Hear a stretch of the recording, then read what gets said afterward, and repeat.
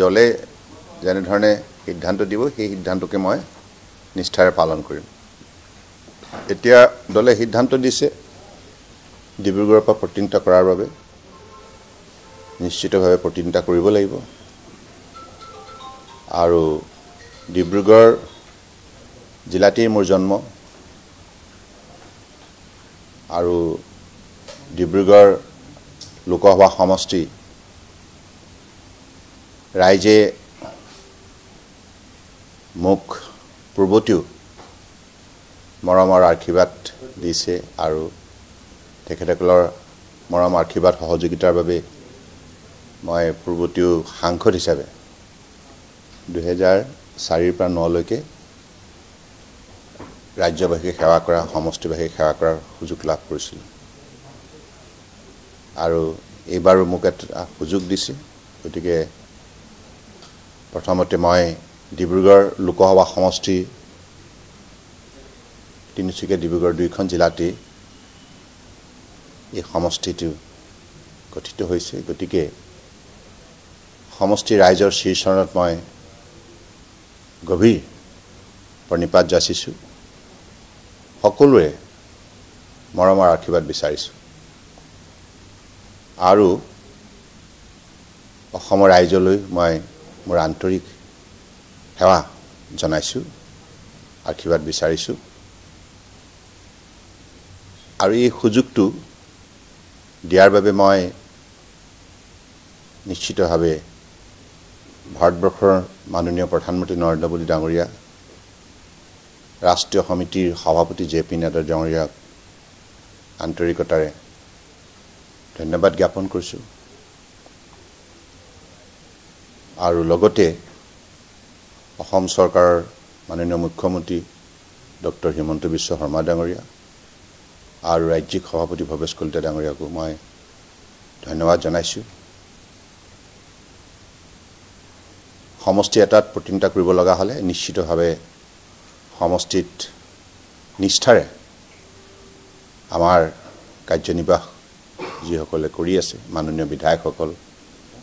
পঞ্চায়ত হওক বা আমাৰ নগৰ সমিতিৰ জনপ্ৰতিনিধিসকল বা ভাৰতীয় জনতা পাৰ্টিৰ প্ৰতিগৰাকী কাৰ্যকৰ্তাৰ সহযোগতে এই কামখিনিত আমি আগবাঢ়ি যাব লাগিব আৰু সকলোৰে সহযোগিতা লৈ আৰু বৰ্তমানৰ আমাৰ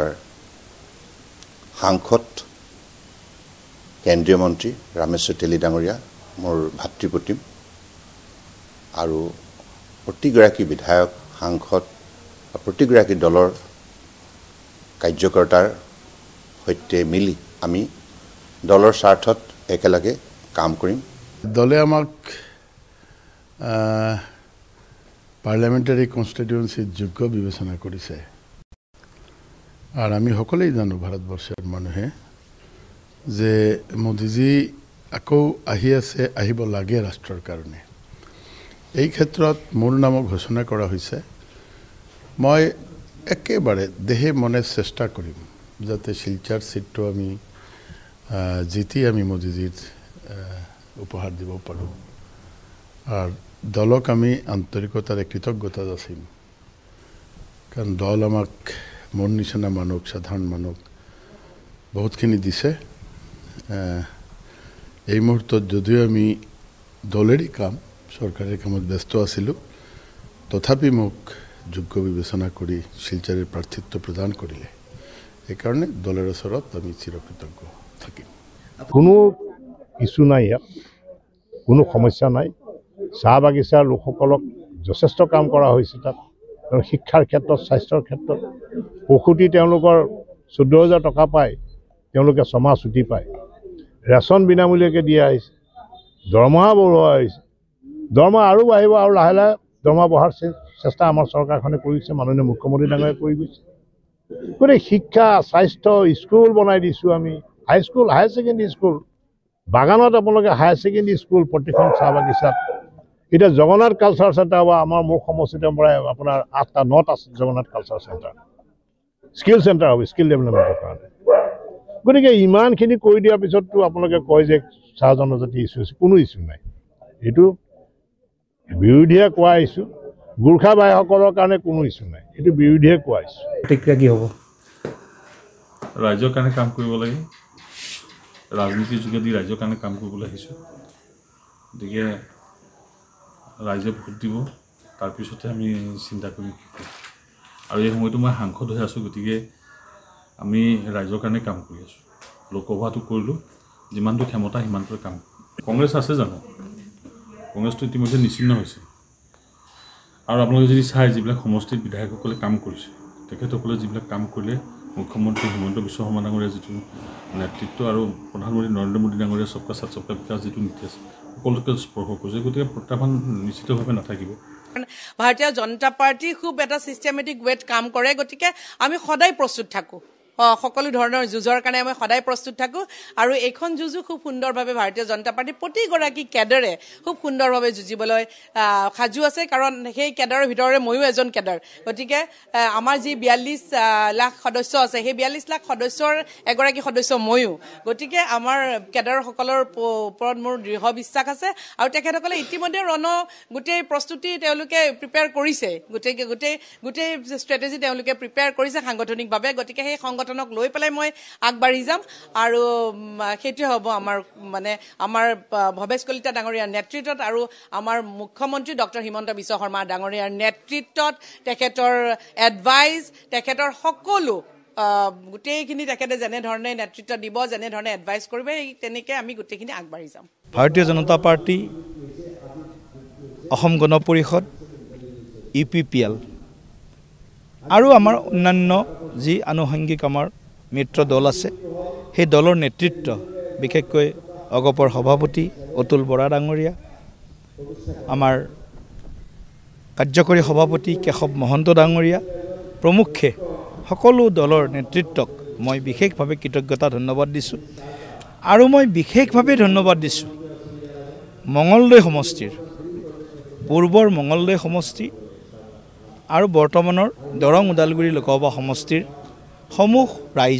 ৰাইজক পতাৰবাসী ৰাইজক যে তেখেতসকলে বিগত 5টা বছৰ আমি যিখিনি কাম কৰিবলৈ চেষ্টা কৰিছিলোঁ তাত সম্পূৰ্ণ সহযোগিতা আগবঢ়াইছে দলৰ হাজাৰ হাজাৰ নিষ্ঠাবান কাৰ্যকৰ্তা যি কাৰ্যকৰ্তাৰ শক্তিৰ বিনিময়ত আমি আজি সংগঠনক এটা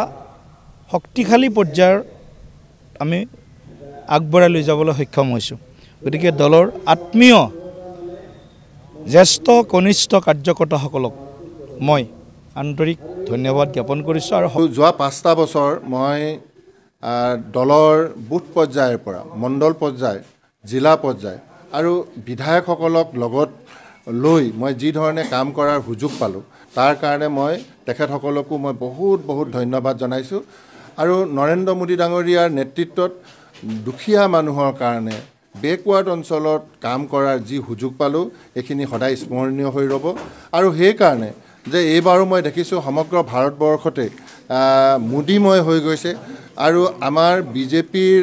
প্ৰতিষ্ঠা দিনৰ পৰা যিবিলাক বিষয় লৈ দলটোৱে জন্মগ্ৰহণ কৰিছিলে যেনেকৈ আৰ্টিকল 370 ৰাম মন্দিৰ আৰু অন্ত্যোদয়া এই গোটেইখিনি কাম যোৱা 10টা বছৰত যেনেধৰণে আগুৱাই লৈ গ'ল আজি সমগ্ৰ ভাৰতবৰ্ষৰ জনসাধাৰণে এইটো স্বীকাৰ কৰিবলৈ বাধ্য হৈছে আৰু মই সেইকাৰণে নিজেও অত্যন্ত সুখী হ'ব বুলি এনেকুৱাটো দেখা নাই কাৰণ মানে সব পাৰ্টিটো ASDCয়ে হওক APSLCয়ে হওক কংগ্ৰেছ আইয়ে হওক ইয়াত মানে শক্তিশালীটো নাই ইহঁতৰ মানে আমাৰ বিজেপি যিটো আছে 400+ ইয়াত আমি 4 লাখ প্লাছ ভোট ল'বলৈ আমি দিনে ৰাতি কষ্ট কৰিব আমাৰ যিমানখিনি কাৰ্যকৰ্তা আৰু আমাৰ ইয়াত president east Karbi Anglong president east Karbi Anglong committee তাৰপিছত west Karbi Anglong president west Karbi Anglong committee আৰু ডিমা হাছাও আমাৰ ভাৰতীয় জনতা পাৰ্টি প্ৰেছিডেণ্ট মেম্বাৰ্ছ সকলো ইয়াত কষ্ট কৰিব এইকাৰণে এইবাৰ মানে 4 লাখৰ প্লাছ আমি ভোট পাম বুলি আশা মই ধন্যবাদ জনাওঁ আমাৰ মুখ্যমন্ত্ৰী হিমন্ত বিশ্ব শৰ্মা আৰু আমাৰ প্ৰদেশ অধ্যক্ষ ভৱেশ কলিতাজী নড্ডাজী এবং আমাৰ প্ৰধানমন্ত্ৰী যে আমাক সিলেকশ্যন কৰিছে এই আশা এটা আছে যে আমি জিকিম ইয়াৰ পৰা আৰু ময়ো ভাবোঁ এই ক্ষেত্ৰত যে আশা আছে যে আমি জিকিম আমাৰ কাৰ্যকৰ্তা বন্ধু আছে ইয়াত বহুত এলেকা নিৰ্বাচন কৰিমগঞ্জ এই ক্ষেত্ৰৰ ওপৰত মোৰ আস্থা আছে যে এখেতে কাম কৰিব জনসাধাৰণ আমাক ভোট দিব আমাক নহয় মানে বিজেপিক ভোট দিব কাৰণ বিজেপি গভৰ্ণমেণ্ট আমাৰ দুটা গভৰ্ণমেণ্ট ষ্টেট গভৰ্ণমেণ্ট আৰু আমাৰ চেণ্ট্ৰেল গভৰ্ণমেণ্ট যেনেকুৱা কাম কৰি আছে ডেভেলপমেণ্টত সবকা সাথ সবকা বিকাশ কোনো কাষ্ট বাদ নাই হোৱা নাই চবৰ একে লেভেলত কাম কৰি আছে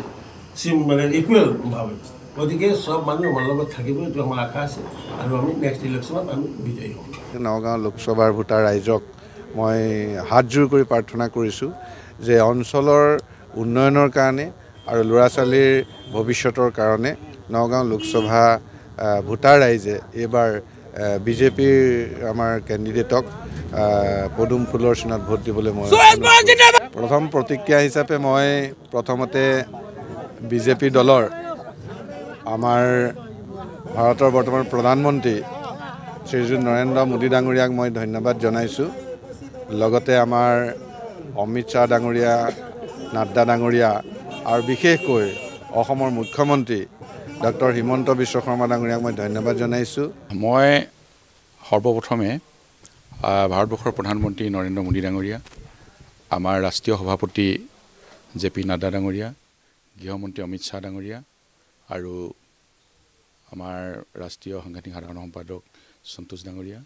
আৰু বিশেষকৈ অসমৰ মাননীয় মুখ্যমন্ত্ৰী ডক্টৰ হিমন্ত বিশ্ব শৰ্মা ডাঙৰীয়া ৰাজ্যিক সভাপতি আমাৰ ভৱেশ কলিতা ডাঙৰীয়া আৰু